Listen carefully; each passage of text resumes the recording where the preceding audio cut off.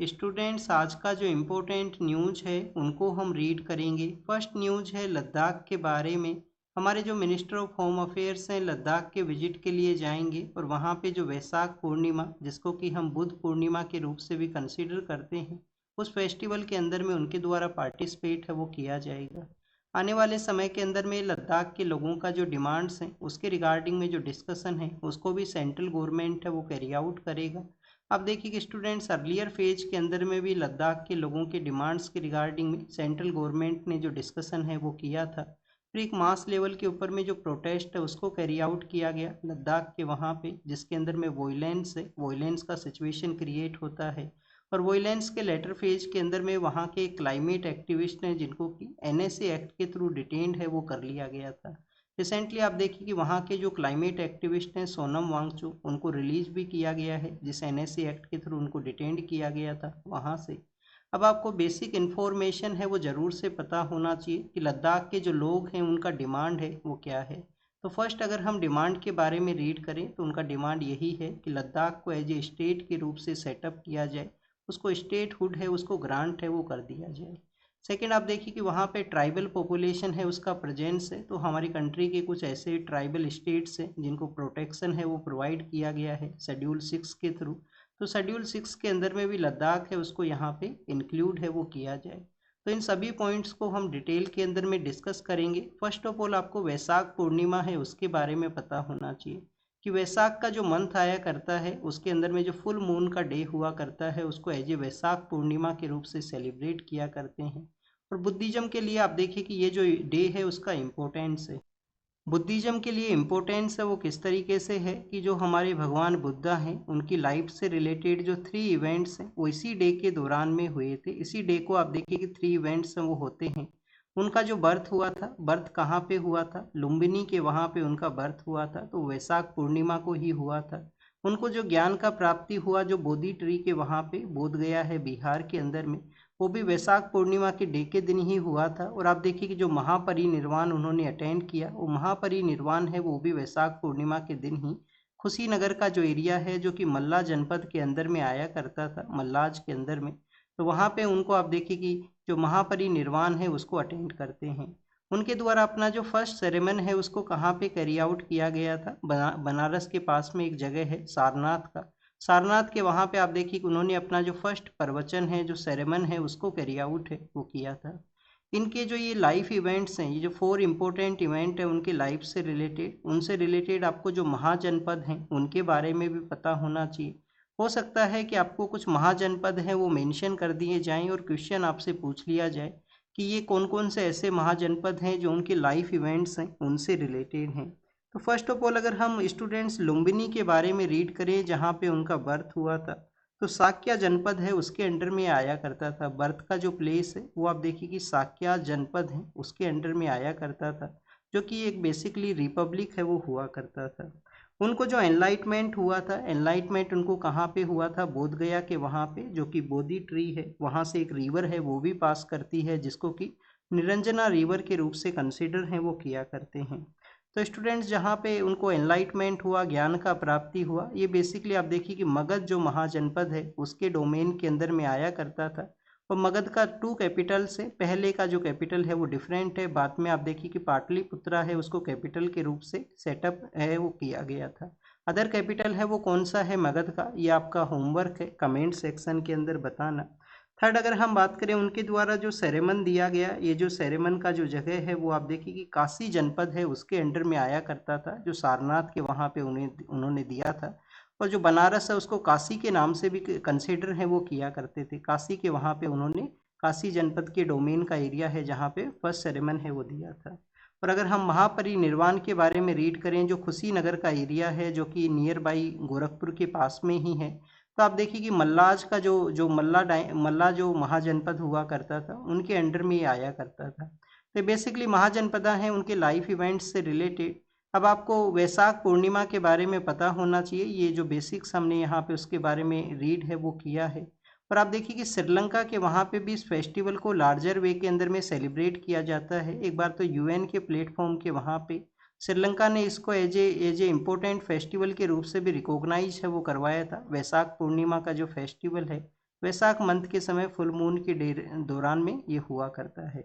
Second, अगर हम बात करें स्टूडेंट्स स्टेट हुड के रिगार्डिंग में, आप देखिए कि किसी भी डोमेन, किसी भी एरिया को स्टेट हुड अगर ग्रांट करना है, ये अल्टीमेट जो पावर है वो किसके पास में है? सेंट्रल गवर्नमेंट के पास में ये पावर है। सेंट्रल गवर्नमेंट के पास में पावर है कि किसी भी स्टेट का जो एरिया है उसको वहाँ से रिमूव किया जा सकता है। किसी टू डिफरेंट स्टेट्स के एरिया को आप देखिए कि मर्ज करते हुए एक नया जो टेरिटरी है उसको क्रिएट किया जा सकता है। ये सेंट्रल को कम्प्लीटली पावर है वो दिया गया है, क्योंकि हमारा जो यूनियन है, हमारा कम्प्लीटली एज ए यूनिट जो यूनियन है उसको आप देखिए कि सोवर्निटी है वो ग्रांट है। स्टेट हुड का कोई सोवर्निटी नहीं है। स्टेट्स का जो एरिया है उसको सेंटर कभी भी चेंज है वो कर सकता है। जैसे 2019 के समय जम्मू एंड कश्मीर का जो एरिया हुआ करता था उसको बाइफरकेट कर दिया गया टू डिफरेंट यूटीज के अंदर में। और अगर हम बात करें स्टूडेंट्स यूटीज के बारे में, तो ये जो यूनियन टेरिटरी है जिसके अंदर में लद्दाख भी है प्रेजेंट समय के अंदर में, इनका जो हिस्ट्री है वो क्या है? 1874 के समय में जब इनको कॉलोनियल एरा के दौरान में इनको शेड्यूल डिस्ट्रिक्ट से उनका टाइटल है वो दिया जाता था। 1874 के समय यूनियन टेरिटरीज को क्या बोला करते थे? शेड्यूल जो एरिया हैं, शेड्यूल डिस्ट्रिक्ट्स हैं वो बोला करते थे। बाद में आप देखिए कि इनका जो नाम है, शेड्यूल डिस्ट्रिक्ट्स के बाद में इनका जो नाम है वो चीफ कमिश्नर प्रोविंस के रूप से होता है। चीफ कमिश्नर प्रोविंस के रूप से इनको जो सेटअप है वो किया गया था।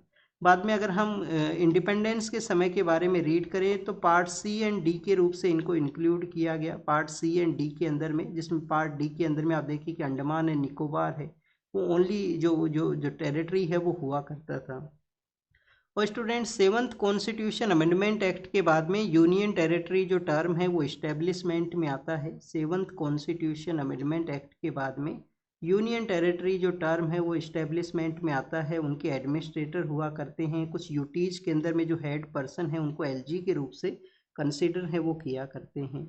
हमारे कॉन्स्टिट्यूशन का जो आर्टिकल 239 है, 239 से लेकर 241, 239 से लेकर 241 तक का जो एरिया है जो कि पार्ट 8 के अंदर में आया करता है, इसके अंदर में यूनियन टेरिटरी के एडमिनिस्ट्रेशन से रिलेटेड जो प्रोविजंस हैं उनको इंक्लूड है वो किया गया है। उसके एडमिनिस्ट्रेशन के प्रोविजंस यहाँ पे मेंशन है।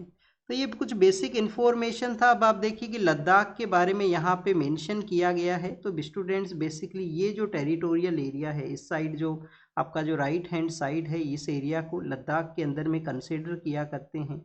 यहाँ पे आप एक वाटर बॉडी को देख रहे होंगे जो कि चाइना के साथ में जो बॉर्डर है उसके भी इनसाइड एरियाज के अंदर में है। इसको कि हम पेंगयोंग सो लेक के रूप से कंसिडर हैं वो किया करते हैं। पेंगयोंग लेक है इसको बोला करते हैं। तो लेक का जो नाम है वो क्या है? पेंगयोंग सो। वहाँ पे जो लद्दाख का लैंग्वेज है उसके अंदर में लेक को बोला करते हैं। तो क्या ये रामसर साइट है? आप देखिए कि रामसर साइट नहीं है, बट हमारा जो बॉर्डर एरिया है उसके अंदर में बेसिकली ये एज ए जो जो जो बॉर्डर है उसको शेयर करता है। बेसिकली वाटर बॉडी का भी जो बॉर्डर है वो शेयर होता है। नेक्स्ट अगर हम बात करें स्टूडेंट्स, इसका जो सदर्न पार्ट का एरिया है वहाँ पे आपको एक लेक है उसका प्रेजेंस मिलेगा। तो आप देखिए कि यहाँ पे 2 स्मॉलर लेक्स हैं जो कि रामसर साइट है। एक लेक का नाम है सो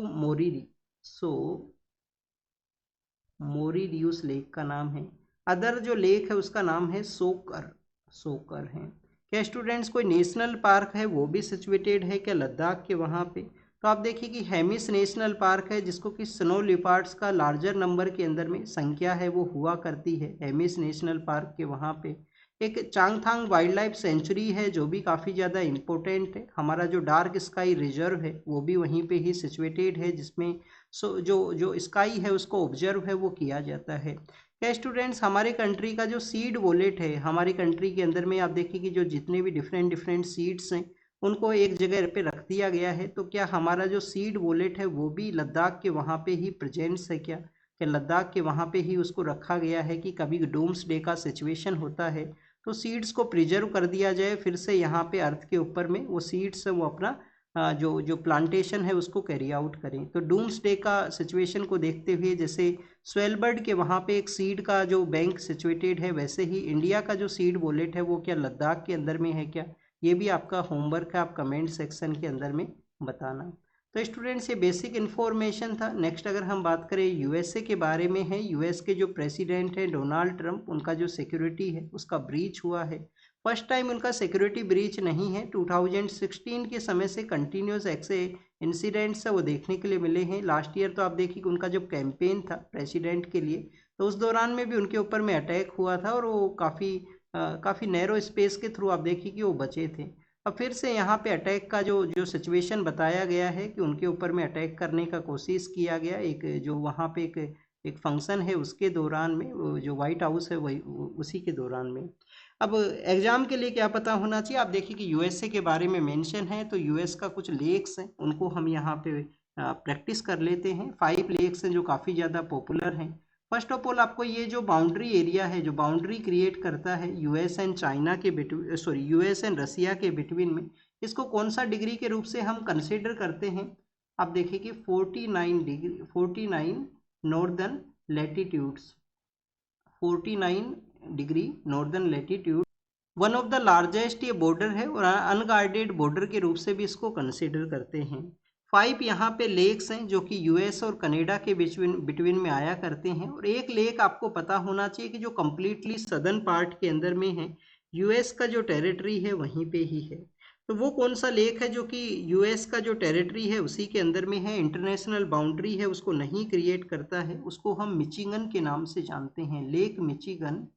लेक मिचिगन जो है वो कम्प्लीटली आप देखिए कि यूएस का टेरिटरी के अंदर में ही है। अगर हम यहाँ पे डेट बात करें कि जो फ्रेश वाटर लेक है उसके बारे में, तो आप देखिए कि जो लेक सुपीरियर है जो कि सबसे वेस्टर्न पार्ट के अंदर में है लेक सुपीरियर, तो जो लेक सुपीरियर है वो यहाँ पे फ्रेश वाटर लेक है। लेक सुपीरियर जो है जो यहाँ पे एक फ्रेश वाटर लेक है, और आपको जो सेलाइन लेक्स हैं वो आपको यहाँ पे मिलेंगे। अगर स्टूडेंट्स अगर हम यहाँ पे काउंट करते हैं सेलाइन लेक्स के बारे में, तो आप देखिए कि जो कैस्पियन सी है वो लार्जेस्ट लेक के रूप से कंसीडर करोगे आप सेलाइन के रूप से, और यहाँ पे जो सुपीरियर है वो फ्रेश लेक के रूप से कंसीडर है वो हुआ करता है। फ्रेश लेक के रूप से अगर कंसीडर करोगे तो लेक सुपीरियर है।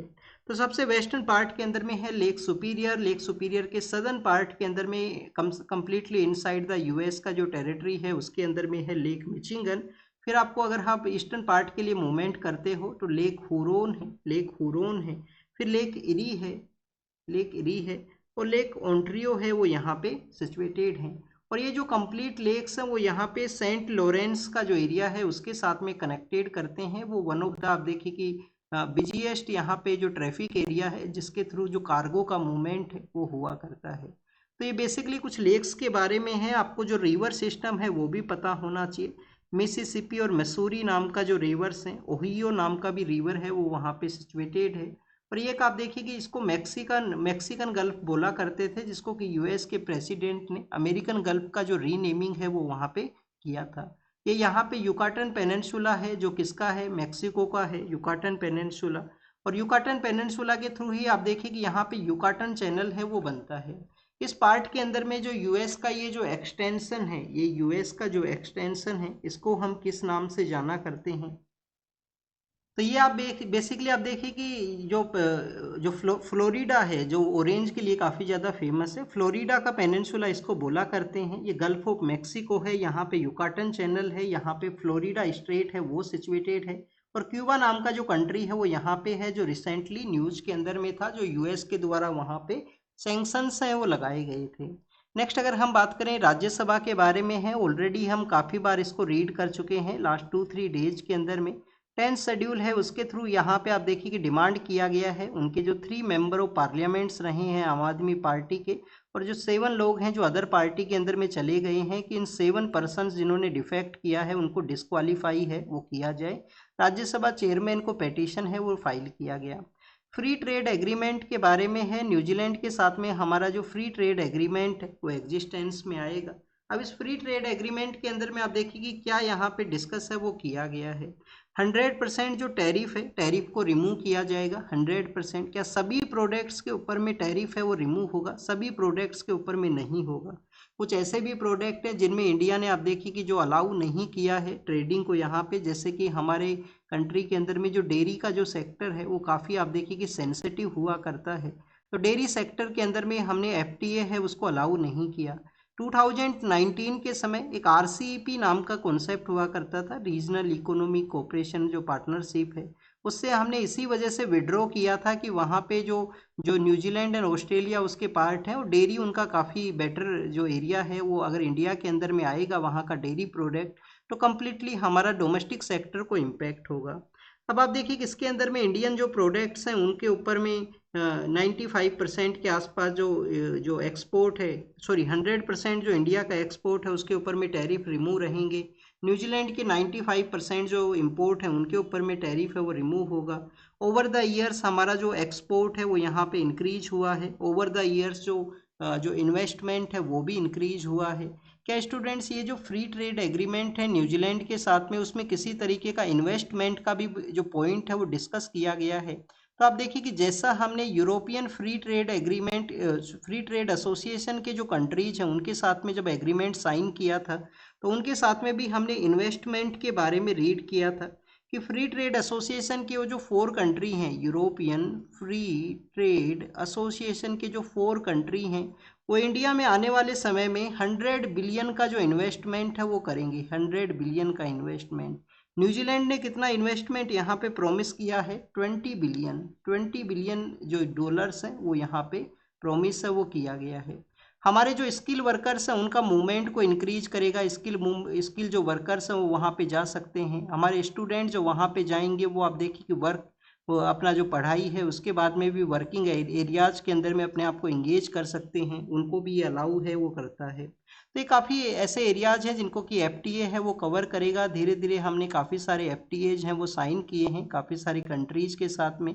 फिर आप देखिए कि जब भी हमारे यहाँ पे टेम्परेचर राइज करता है तो अर्बन हीट आइलैंड का जो सिचुएशन है वो क्रिएट होता है। अर्बन हीट आइलैंड ये क्या है कि अर्बन एरिया के अंदर में टू मच कॉन्क्रीट होने की वजह से टू मच आप देखिए कि जो टेम्परेचर है वो राइज करेगा। पहले हमारा जो अर्बन प्लानिंग्स है, जो अर्बन एरियाज हैं, वहाँ पे वाटर बॉडीज हैं वो हुआ करते थे, बस समय के साथ में वाटर बॉडीज में एनक्रोचमेंट होना, समय के साथ में वाटर है उसका डेफिसिट होना, ये कुछ ऐसे रीजन है जिसकी वजह से पानी के जो वाटर बॉडी हैं, जैसे कोई लेक हो, जैसे कोई तालाब हो, स्मॉल स्मॉल जो बॉडीज हैं उनका आप देखिए कि कम्प्लीटली डैमेज है वो हुआ है।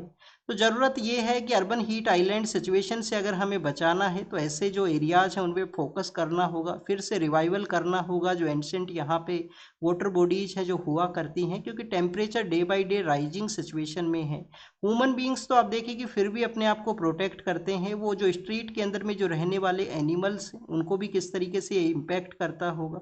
अर्बन एरिया के अंदर में वाटर का जो अवेलेबिलिटी है वो भी उनके लिए नहीं है, प्रॉपर फूड का भी आप देखिए कि अवेलेबिलिटी नहीं है। तो काफ़ी सारे ऐसे एरियाज हैं जिस पे जो जो जो कंसर्न है उनको यहाँ पे देखना चाहिए, और जो हमें अर्बन प्लानर्स के लिए एक वन काइंड ऑफ लेसन भी है, कैसे ऐसे आने वाले सिटीज़ को प्लानिंग किया जाए कि वहाँ पे टेम्परेचर है उसको रेगुलेट लिटिल बिट। आप देखिए कि हमारा जो सस्टेनेबल वेज है, ट्रीज़ का प्लांटेशन, वाटर बॉडीज़ का यूज यहाँ पे करते हुए टेम्परेचर को रेगुलेट है वो किया जा सके। हमारा जो जो सुप्रीम कोर्ट है उन्होंने आप देखिए कि एक पेटिशन में कंसीडर यहाँ पे ये किया है कि हर एक पर्सन को राइट है सेफ ट्रेवल करने का हाईवे के ऊपर में, और यह part of right to life का इसका पार्ट है वो माना गया है कि आर्टिकल 21 के अंदर में हर एक पर्सन को राइट है कि वो सेफली वे के थ्रू हाईवेज के ऊपर में ट्रेवल करे। हमारे जो नेशनल हाईवे हैं कम्प्लीटली कंट्री के अंदर में 2% ऑफ रोड को कॉन्स्टिट्यूट करते हैं, कि 2% ऑफ रोड है उसको ये नेशनल हाईवे है वो कॉन्स्टिट्यूट करते हैं। बट आप देखिए अगर हम एक्सीडेंट्स के बारे में रीड करें तो 30% ऑफ यहाँ पे जो विक्टिम्स हैं जो यहाँ पे इंसिडेंट हुआ करते हैं वो नेशनल हाईवेज के ऊपर में है। तो इनको रोकना कैसे है? ब्रेसिलिया कन्वेंशन है जिसमें हमने कुछ ओथ भी लिया था कि ओवरऑल हमें जो रिड्यूस करना है एक्सीडेंट्स को। और आप देखिए कि गुड सैमरिटन लॉज हैं उनका भी रिक्वायरमेंट है कि जो इनिशियली 60 मिनट्स हुआ करते हैं 1 आवर, जिसको गोल्डन आवर भी बताया गया है, जिसमें आप देखिए कि विक्टिम्स को सपोर्ट है वो दिया जाए। गुड सैमरिटन लॉज यहाँ पे होने चाहिए। हमारे यहाँ पे अंडर न्यूरिशमेंट के प्रॉब्लम को बताया गया। अर्बनाइजेशन के रिगार्डिंग ये स्टडी है जिसमें दिल्ली के पर्सपेक्टिव से मेंशन है कि टू मच अर्बन एरिया होने की वजह से इम्पैक्ट क्या होने लगा है। इम्पैक्ट ये है कि जो फिजिकल एक्टिविटी जो होना चाहिए यहाँ पे, जैसे चिल्ड्रंस का हो चाहिए कि यहाँ पे एक जो मेच्योर मैन है उसका होना चाहिए, वुमेन का होना चाहिए, तो फिजिकल एक्टिविटी है वो डे बाय डे डिक्लाइन हुआ है। सेकंड, अगर हम बात करें स्टूडेंट्स न्यूट्रिशनल डाइट के बारे में, अगर पर्सन पुअर है तो न्यूट्रिशनल जो डाइट है वो भी उनको अवेलेबल है वो नहीं है। न्यूट्रिशनल डाइट अवेलेबल नहीं है तो ओवरऑल आप देखिए कि हमारे यहाँ पे जो फिजिकल जो सिचुएशन है, जो फिजिकल अपीयरेंस है, उसको ये इम्पैक्ट है वो करता है कि कैसे यहाँ पे काफ़ी बार आपको स्टोमक है उसका जो लार्जर साइज है वो मिलेगा जो इंडियन जो मेल्स हैं उनके अंदर में स्पेशली। तो स्टूडेंट्स उसका रीजन यही है, less of physical activity, nutritional food है उसको ना होना। गवर्नमेंट ने आप देखिए कि न्यूट्रिशनल के रिगार्डिंग में पोषण माह है उसको स्टार्ट किया है, ईट राइट मूवमेंट है उसको स्टार्ट किया गया गवर्नमेंट के द्वारा, और अभी लोगों को अवेयरनेस है उसका ज़रूरत है, फिजिकल एक्टिविटी है उसको लाइफ का पार्ट के रूप से इंक्लूड है वो किया जाए। नेक्स्ट, अगर हम बात करें स्टूडेंट थ्रिशूर पूरम के बारे में है, 10 जो टेम्पल्स है जहाँ पे ये फेस्टिवल ऑर्गेनाइज होता है, और आप देखिए कि वहाँ पे जो एलिफेंट्स का जो प्रेजेंस है उसको भी ये शो करता है, तो उसको बताया गया। फायर क्रैकर्स इस बार नहीं यूज किए गए हैं। रेलवे के बारे में नेक्स्ट न्यूज़ में मेंशन है कि सिग्नल सिस्टम के लिए ऑडिट है उसको कैरी आउट किया जाएगा। पहले आप देखिए कि सिग्नल सिस्टम के रिगार्डिंग में ऑटोमेटिक ब्रेक सिस्टम कवच का एक सिस्टम है जिसको मेंशन किया गया था। 2023 का वो इंसिडेंट था जब उसके बाद में कि कवच है उसको इम्प्लीमेंट करना है, बट अभी हमारे सभी रेलवे ट्रैक्स के ऊपर में कवच का इम्प्लीमेंटेशन नहीं हुआ है। कुछ रेलवे ट्रैक्स को आप देखिए कि वहाँ पे इसको इम्प्लीमेंट है वो किया गया है, जो ऑटोमेटिक ब्रेक सिस्टम के रूप से RFID टेक्नोलॉजी के पे वर्क करते हुए जो अप्लाई है वो करता है ऑटोमेटिक ब्रेक को। स्टूडेंट्स यहाँ पे रेलवे बोर्ड के बारे में भी मेंशन किया गया है, तो रेलवे बोर्ड है उसको कब कॉन्स्टिट्यूट किया गया था? क्या 1905 के समय रेलवे बोर्ड है वो फर्स्ट टाइम कॉन्स्टिट्यूट हुआ था, या एक्वोर्थी नाम का जो कमेटी है जो रेलवे बजट के रिगार्डिंग में भी हम रीड करते हैं कि पहली बार रेलवे का जो बजट है उसको अलग से लाया गया 1921 के समय में, तो क्या उस समय रेलवे बोर्ड है वो यहाँ पे कॉन्स्टिट्यूट हुआ था? ये आपको कमेंट सेक्शन में बताना है, ये आपका होमवर्क है। पता होना चाहिए करजन के समय आया था क्या यहाँ पे ये जो रेलवे बोर्ड है, जिसको अभी रिसेंटली आप देखिए कि वुमेन ऑफिसर के द्वारा भी, जया सिन्हा शायद उन वुमेन ऑफिसर का नाम है, उन्होंने इसको हेड है वो किया था। काफ़ी बार हम एक कमीशन फॉर रेलवे सेफ्टी के बारे में भी रीड करते हैं। आप देखिए ऑर्गेनाइजेशन का नाम तो ऐसे है जैसे रेलवे मिनिस्ट्री का पार्ट हुआ करता हो, पर ये मिनिस्ट्री ऑफ सिविल एविएशन है उसका ये पार्ट है वो हुआ करता है। नेक्स्ट, अगर हम रीड करें स्टूडेंट चाहबार पोर्ट के बारे में है, आप देखिए कि ईरान के वहाँ पे हमारा जो चाहबार पोर्ट है वो इस तरीके का सिचुएशन के अंदर में है कि हम हमारा जो फॉरेन पॉलिसी है एक क्रॉस रोड के ऊपर में है, फॉरेन पॉलिसी का जो डिसीजंस की कैसे हम कैरी आउट करें।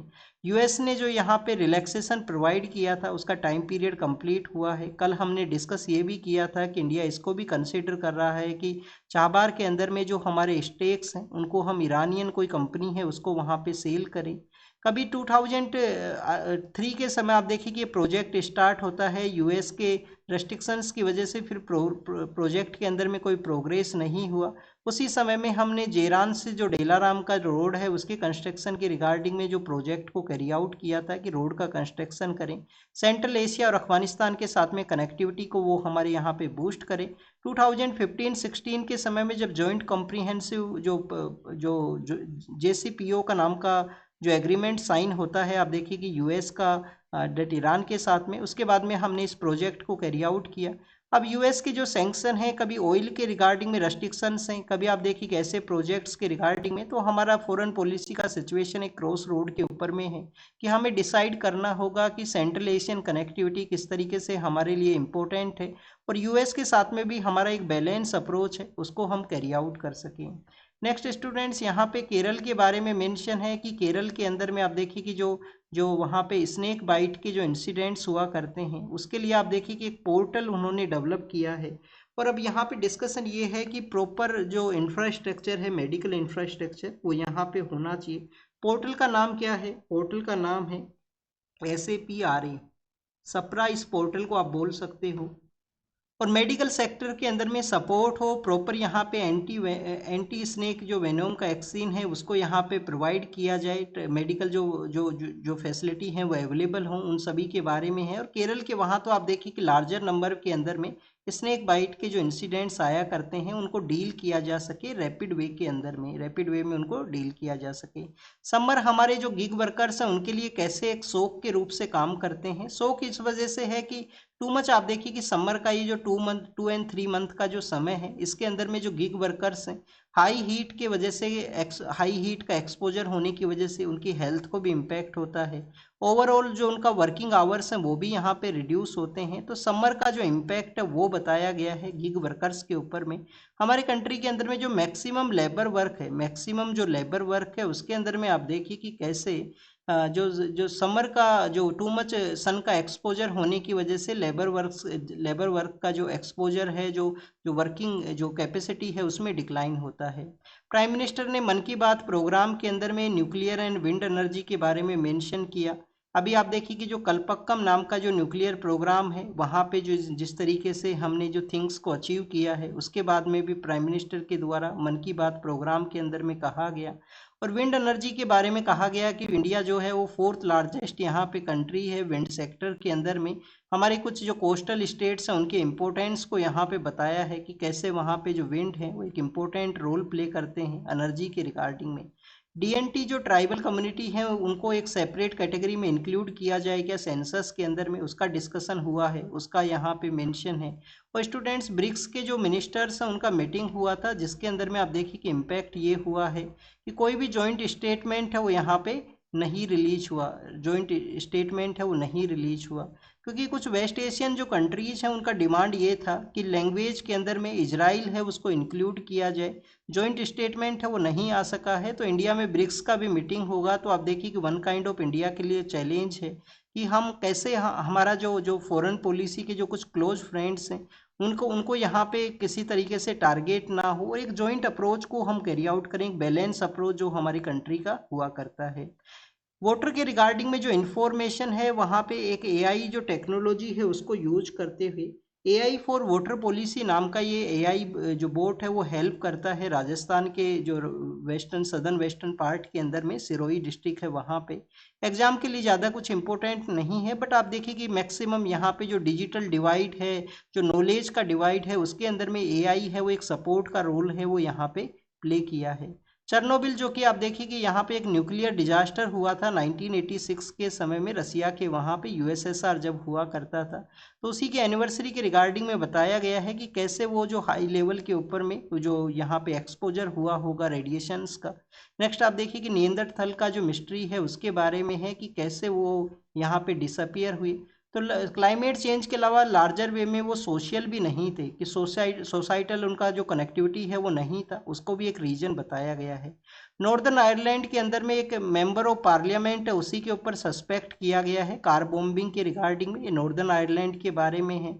ताइवान के जो मिनिस्टर हैं वो आप देखिए कि स्वाजीलैंड कहाँ पे है, साउथ अफ्रीका को जब आप रीड करते हो, साउथ अफ्रीका के इनसाइड एरिया में दो कंट्रीज हैं, एक तो आप देखिए कि इस्तवानी स्वाजीलैंड को ही बोलते हैं और एक लिसोतो है। तो आप देखिए कि स्वाजीलैंड के वहाँ पे ताइवान के मिनिस्टर हैं वो जाने वाले थे। चाइना के द्वारा जिस तरीके से परमिट्स के रिगार्डिंग में जो प्रेशराइज किया गया है उसको यहाँ पे हिट किया है ताइवान के मिनिस्टर ने कि वो कंटिन्यूस प्रेशर है उसको यहाँ पे फेस करेंगे। सीरिया के अंदर में जो बशर अल असाद हैं जो फॉर्मर लीडर हुआ करते थे, उनका जो समय में जो एट्रोसिटीज हुआ उसके रिगार्डिंग में ट्रायल्स हैं वो स्टार्ट हुए हैं। मैक्सिमम लीडर्स हैं जो अलग अलग कंट्रीज के अंदर में हैं प्रेजेंट समय में। और कोलंबिया के वहाँ पे है जिसमें आप देखिए कि कोलंबिया के वहाँ पे एक बस का बॉम्बिंग के अंदर में कुछ लोगों का डेथ है वो हुआ है।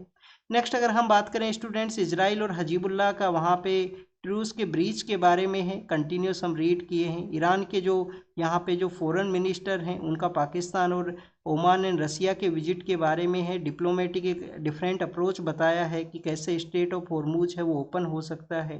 और श्रीलंका का जो मटाला एयरपोर्ट है वहाँ पे आप देखिए कि लॉस मेकिंग होने की वजह से अब वहाँ पे बेसिकली चाइना का वहाँ पे लोन भी है। तो काफ़ी बार चाइना का ये जो चेक बुक डिप्लोमेसी है जिसको कि डेब्ट ट्रैप डिप्लोमेसी के रूप से भी कहा करते हैं कि जो चेक बुक के थ्रू पैसा तो प्रोवाइड करता है, बाद में वो जो कंट्री है डेब्ट के अंदर में चला जाता है, तो डेब्ट ट्रैप डिप्लोमेसी भी है चाइना के इस पॉलिसी को कहा करते हैं।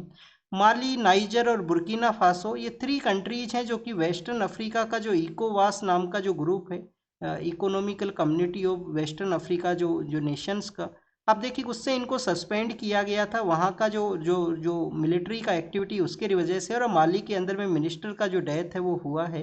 वेस्टर्न पार्ट ऑफ अफ्रीका के अंदर में है जिसका कैपिटल है वो बमेको है। बाद में ये जो 3 कंट्री हैं, नाइजीरियन है, नाइजर है, बुर्किना फासो है और माली है, इन्होंने आप देखिए कि अलायंस ऑफ साहेल के रूप से भी कंसिडर किया था, कि अलायंस ऑफ साहेल के रूप से भी इन्होंने इस्टेब्लिश वो किया है। तो this is all the information related to the today's newspaper.